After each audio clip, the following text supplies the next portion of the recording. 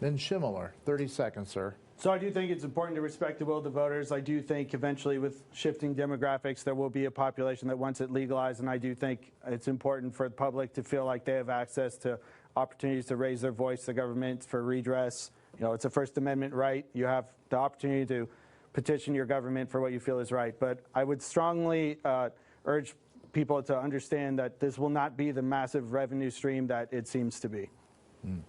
Okay.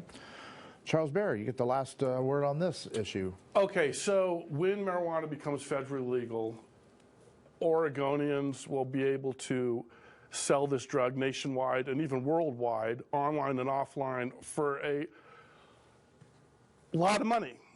And it's the same with shrooms, and it's the same with peyote. And I just say, hey, let's get in on this for a lot of reasons.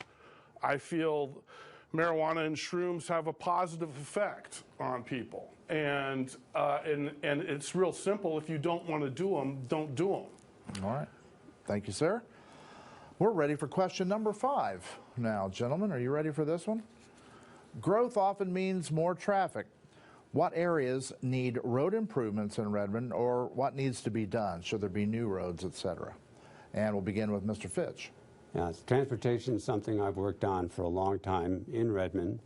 I do believe we're going to need an alternate route to Highway 97 on the east side, particularly for truck traffic.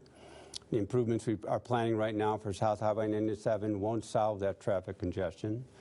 I think we need to improve 27th Street so that all the development that's going up in the northwest will have alternate routes into town. But a lot of it means we need to have commercial areas spread out in Redmond so that people don't have to drive all the way into town to get a gallon of milk or any kind of thing that they need from like a grocery store. We need to have more commercial development in the outlying areas. And eventually on the northeast side, we are going to have to seriously look at some commercial development out there because it's going to be a growing sector in the community. I've also advocated that we look in a long-term transportation plan that we have grade-separated crossings to the east side so we have more connectivity between East Redmond and West Redmond. I think that's crucial. All right. Thank you, sir. Ben Schimmoller, same question, sir. So I do think that it's going to come down to a lot of important updates of where you plan and build as your community grows. When you have 7 people moving to Redmond a day, you're definitely going to see traffic congestion. And with that will come the need for new roads and updates. But I don't want to see roads updated the same way that Ben necessarily updated Remarket, where long-time project, millions and millions are spent, and a road is widened without really improving congestion by a lack of new lanes or any projects like that. I feel like that was a missed opportunity and ultimately not the best use of funds for the city. I definitely think we need to spread out our development for commercial and industrial and business opportunities so that people aren't just flowing to one area in particular in Redmond at certain times of the day for work purposes and leaving it all at the same time of the day. That very much stresses infrastructure, especially in a transportation sense. All right. Thank you very much, sir. Charles Webster Baer, your thoughts on transportation? Okay, we need to widen 97, and we need sidewalks on both sides of 97. The only way to do that is eminent domain, and I'm willing to do that. And I know that's going to be unpopular, but I don't see any other way. So I'm willing to do that. I'm willing to do the highway from Redmond to Prineville needs to be widened with sidewalks on both sides. The only way to do that is eminent domain. And so I'm willing to do that. And it's not a popular move, but it has to be done. And I don't see any other way around it. So I say, let's do this as, you know, sooner rather than later, because the sooner we get on it, the sooner we can finish it. And it's a need that's only going to grow. Okay. Thank you, sir. Mr. J. Patrick? Yes. Redmond's in a unique spot. We're the hub of the whole state. We have north-south and east-west roads, and they all create issues.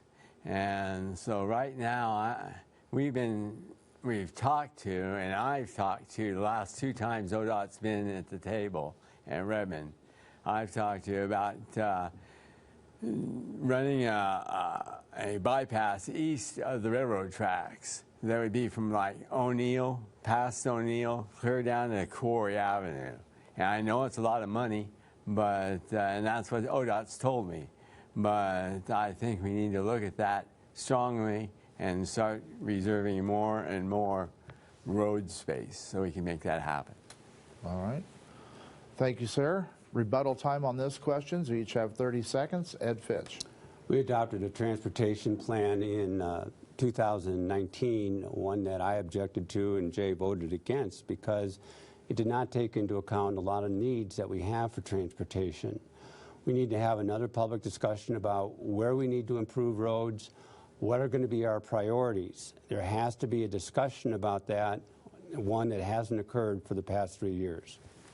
Okay, very good, sir. Ben Schimmoller, 30 extra seconds. So it's going to be super important to work with stakeholders like ODOT, but also take advantage of opportunities that ODOT has, such as the Engage It grant that they have.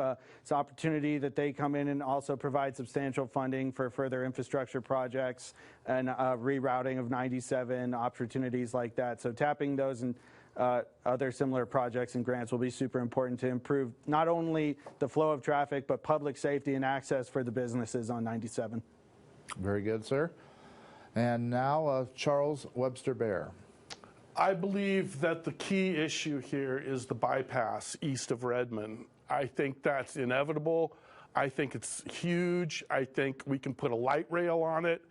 I'm talking Terrebonne, east of the airport, through Alfalfa, all the way to Sun River. I think that's a huge project, but a necessary project, an inevitable project, and I want to lay the framework for that project. Okay, very good, sir. J. Patrick, you get the last word there on this. 30 seconds, sir. Okay. We have a Parks and Rec bond coming up, and if it passes, we will need to do some work on Helmholtz and also 35th. Both those streets will need to be fixed. There'll need to be lights so that we can handle the traffic to the new Parks and Rec building. And so there's that, along with the Northwest, needs to be looked at. 27th, 35th, both those roads need to happen. All right, thank you very, very much, sir. Thank you all. Right now, we're going to take a little break. We've got more questions for you ahead on a variety of topics. In fact, we might even talk about that new rec center. We're back in 90 seconds.